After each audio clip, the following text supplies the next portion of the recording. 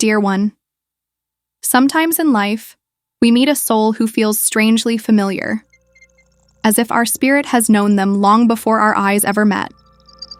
In the quiet spaces between words, in the way their presence calms the noise within you, you sense something divine.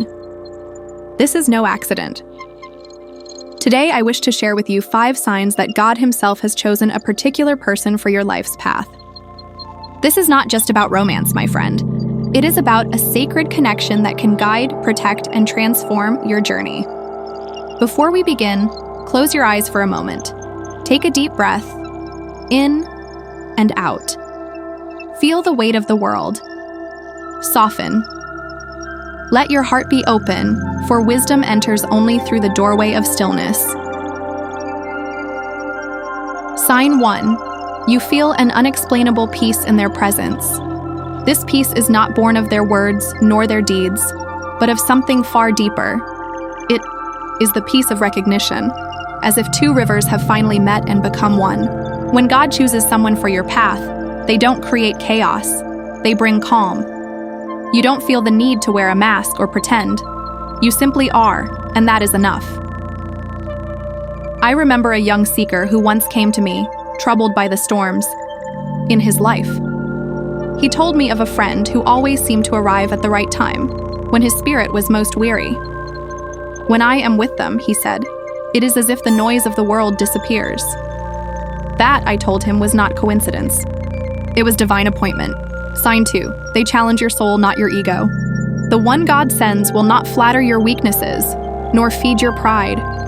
They will call you toward growth, toward truth, toward the highest version of yourself. And sometimes, their love will be uncomfortable, for they will not let you settle for less than your purpose. This is different from conflict. Conflict is born of the ego. Challenge is born of love. A true divine connection will stretch you like a vine reaches for the sun, gently, yet insistently. They will not allow your potential to sleep. I think of my own teacher, an old monk who, on my first day in the monastery, told me, "You are not here to be comfortable, you are here to awaken." At first, I thought his words were harsh, but over time, I understood. Comfort can be a cage, and the right person will not let you remain locked within it. Sign 3. They appear at a time when you are ready, even if you do not feel ready.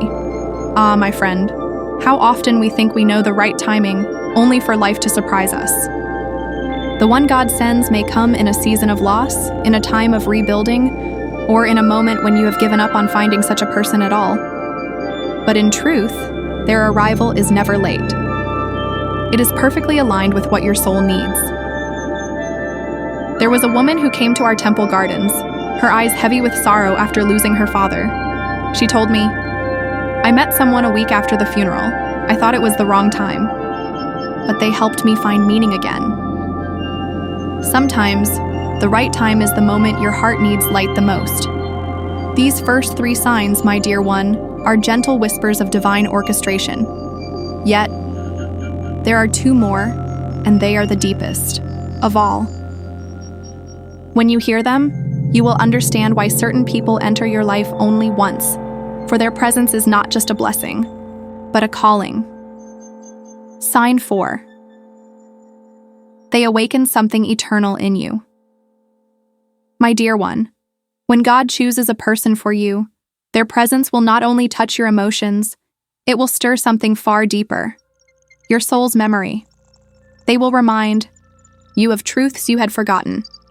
They may inspire you to pray again after years of silence. They may reignite the courage you thought you had lost. They will awaken a light within you that was never extinguished, only sleeping. I recall a young man who came to me one winter morning. He spoke of a woman he had met who seemed to see through his sadness without him saying a word. "When she looks at me," he said, "I feel as if she sees the version of me I am meant to be." I smiled and told him, "That is what the divine does through certain souls.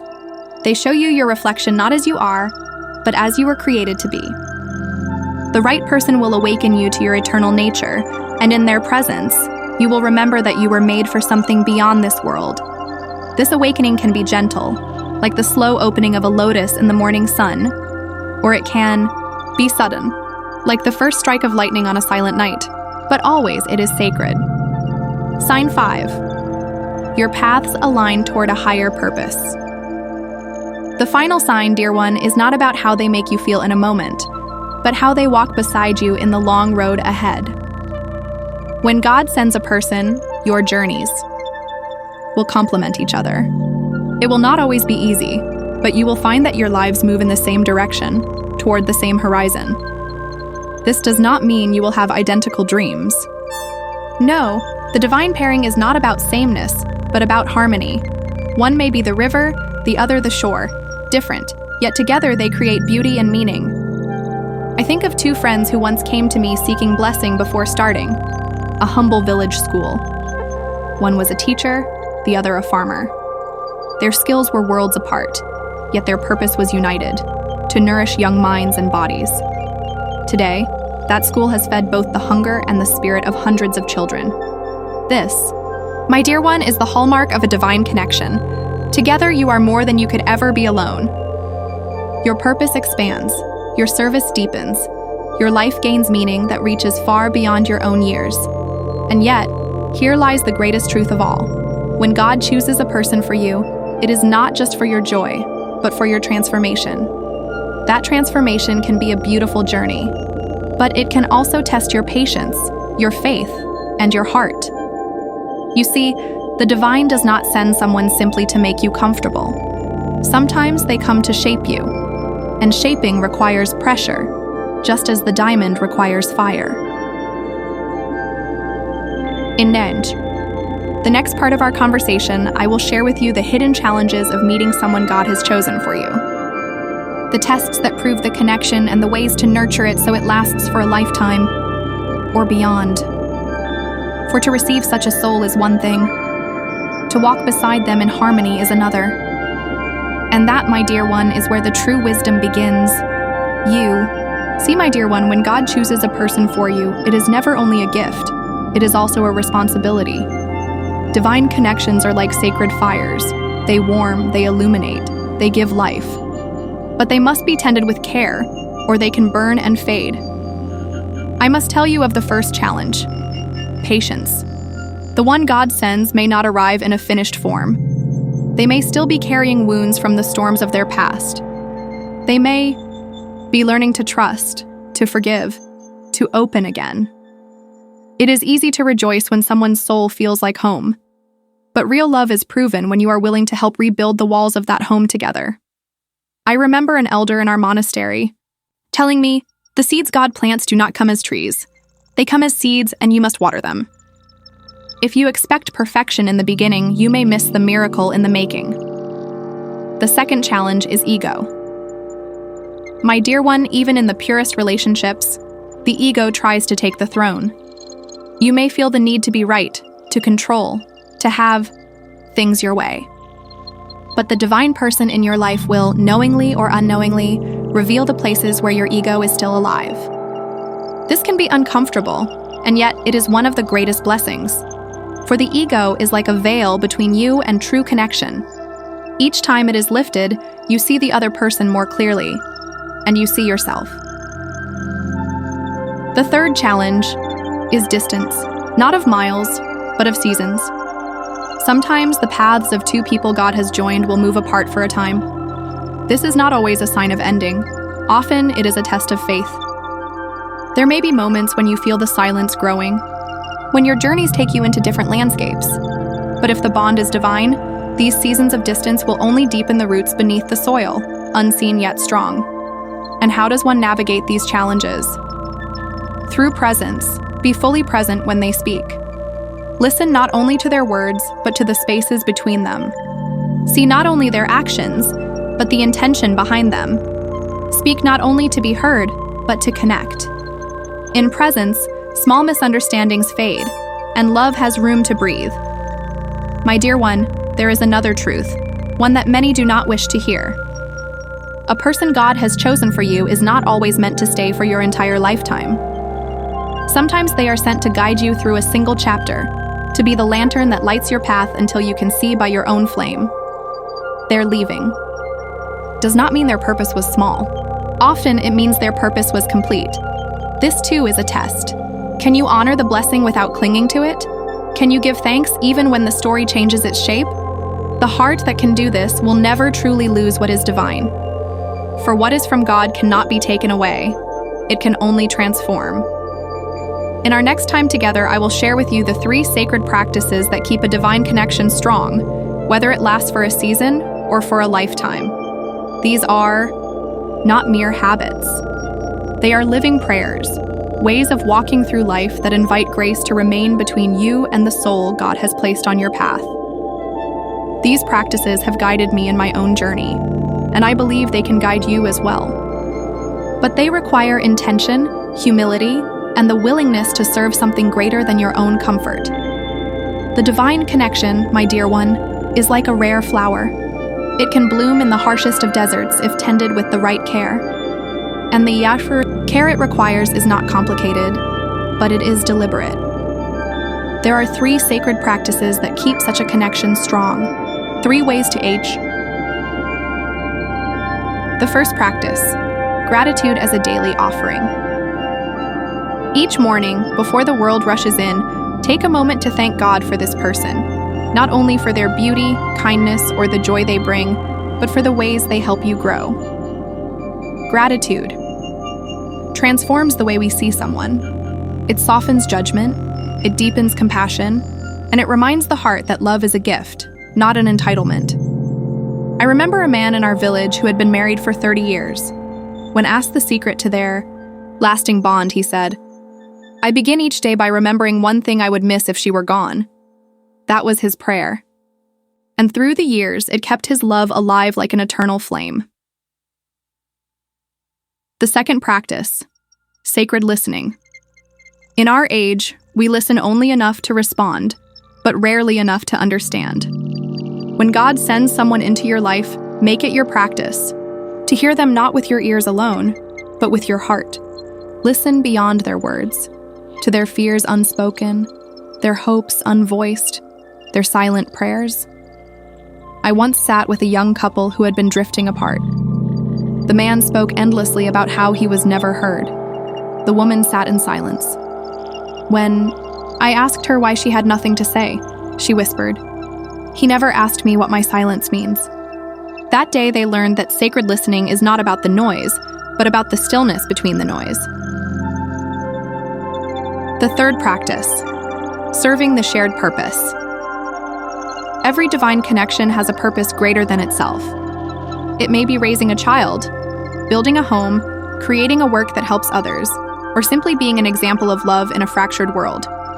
When you focus together on that higher calling, the bond strengthens like rope woven from many threads. My own teacher used to say, 2 people walking toward God will never walk apart from each other. When you both serve something eternal, your connection is fed from a source that cannot run dry. My dear one, these 3 practices, gratitude, sacred listening, and serving the shared purpose, are like the 3 legs of a table. Without even one, the structure becomes unstable. But when all 3 are present, even the storms of life cannot overturn what you have built. And yet, there is one more truth I must share with you. Even with all the signs, the challenges, and the practices, there remains the mystery, the part of divine connection that no wisdom, no preparation can fully explain. It is the part that belongs only to God, and it is here that faith must do its work. In our next and final part of this conversation, I will speak to you about surrendering the connection to God, not as an act of letting go, but as an act of placing it in the safest hands. I will tell you how this surrender brings peace, even when the path is uncertain, and why trust is the final seal on any God-given relationship. This will be our closing chapter, and perhaps, my dearest one, the beginning of yours. My dear one, we have spoken of the signs, the challenges, and the sacred practices that keep a divine connection strong. And yet there is a truth that must live above them all, the truth of surrender. Surrender is not the same as giving up. It is the act of placing what you love into God's hands, trusting that His care will be better than your control. Too often we cling to people, afraid that if we loosen our grip, they will slip away. But when a connection is divine, you do not need to hold on with fear. You hold on with faith. And faith has open hands. I once knew a woman who prayed every day for her son, who had traveled far from her and fallen into hardship. She worried. She wept. She tried to fix his life from a distance. One day, in exhaustion, she came to the temple and said, "I cannot carry him anymore."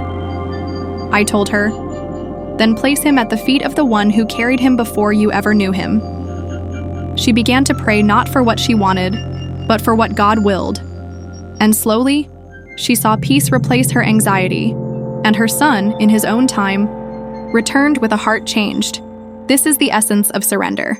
You do not stop loving, but you love without chains. Trust, my dear one, is the final seal of any God-given relationship. It is the knowing that, whether the journey together is short or long, whether the road is smooth or stormed, the connection will fulfill the purpose for which it was sent. You do not need to see the whole path, only the next faithful step. And here is the beautiful paradox. When you surrender a divine connection to God, you do not lose it. You anchor it in eternity. What is truly from Him is never gone. It may change form, it may shift seasons, but it is never lost. I want you to remember this. If God chose this person for you, He chose them for your growth, your faith, and your service, not just for your comfort. And in every season, the way you honor them is by walking in love, humility, and trust. In our final conversation, I will leave you with a blessing, a prayer for you, and the one God has placed in your life. It will be the kind of blessing that does not fade when the video ends, but stays with you, alive in every step you take thereafter. My dear one, let us continue one last time. When we move to the final conversation, it will be the monk's heartfelt closing, a poetic, meditative blessing for the listener and their divine connection, wrapping the entire series in a deeply moving ending. My dear one, we have walked together through signs and seasons, through challenges and sacred practices, through trust and surrender. And now, we arrive at the quiet place where words give way to something greater, the blessing. I want you to close your eyes for a moment. Feel the ground beneath you. Hear the rhythm of your own breath.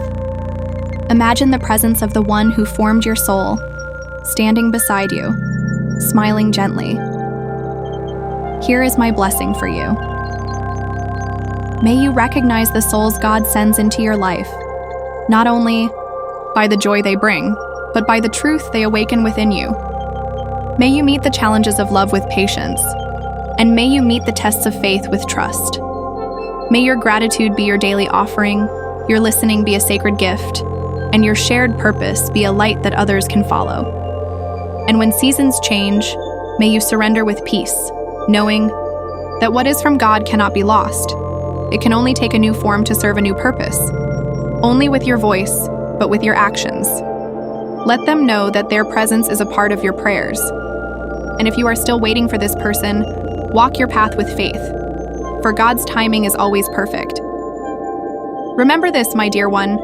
Divine connections are not found in the rush, but in the stillness. Not in the noise, but in the quiet, places where God speaks. And when you hear His whisper, follow it, for it will lead you to exactly who and what you are meant to find. May your journey be blessed. May your heart be steady.